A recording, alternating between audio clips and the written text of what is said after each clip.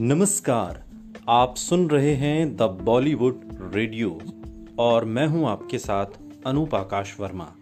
दोस्तों, ये किस्सा अमिताभ बच्चन, राजेश खन्ना और राजीव गांधी का है।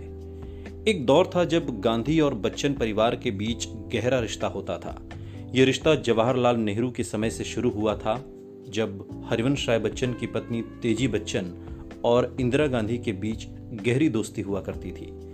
बाद में चलकर अमिताभ बच्चन भी राजीव गांधी के अच्छे दोस्त बने और उन्हीं के कहने पर राजनीति में आए, लेकिन बोफोर्स मामले में नाम आने पर उन्होंने राजनीति से किनारा कर लिया और गांधी बच्चन परिवार के रिश्तों में तल्खियां आ गई। बाद में राजीव गांधी ने अमिताभ बच्चन को सबक सिखाने के मकसद से राजेश खन्ना को राजनीति में उतारा। इस बात का दावा राजेश खन्ना के इलेक्शन इंचार्ज रहे बृजमोहन भामा ने किया था।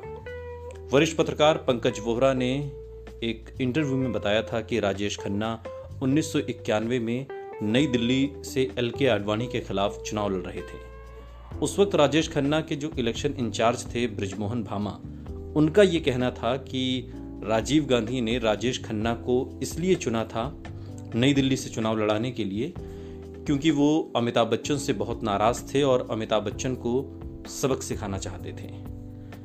1991 के लोकसभा चुनाव में नई दिल्ली से चुनाव लड़ने की पहली पसंद राजेश खन्ना नहीं थे, बल्कि उनकी जगह अंबिका सोनी को खड़ा किया जाना था। जिस दिन नामांकन दाखिल किया जाना था उस दिन अचानक से राजेश खन्ना के नाम की घोषणा हो गई। चुनाव में राजेश खन्ना ने अपनी लोकप्रियता से लाल कृष्ण आडवाणी को कड़ी टक्कर दी, लेकिन वो चुनाव हार गए। हालांकि एल.के. आडवाणी ने बाद में नई दिल्ली सीट छोड़ दी और वो गुजरात की गांधीनगर सीट चले गए।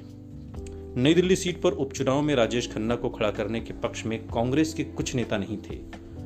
कांग्रेस के नेता आर.के. धवन ने एक बार बताया था कि नई दिल्ली से उपचुनाव होना था, तब मैंने प्राइम मिनिस्टर से आग्रह किया कि इनको टिकट दे दिया जाए।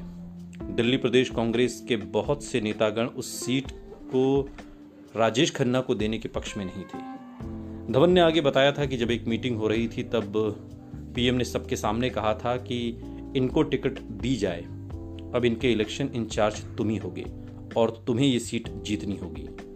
उपचुनाव में राजेश खन्ना के सामने शत्रुघ्न सिन्हा थे और राजेश खन्ना ने ये उपचुनाव जीत लिया था।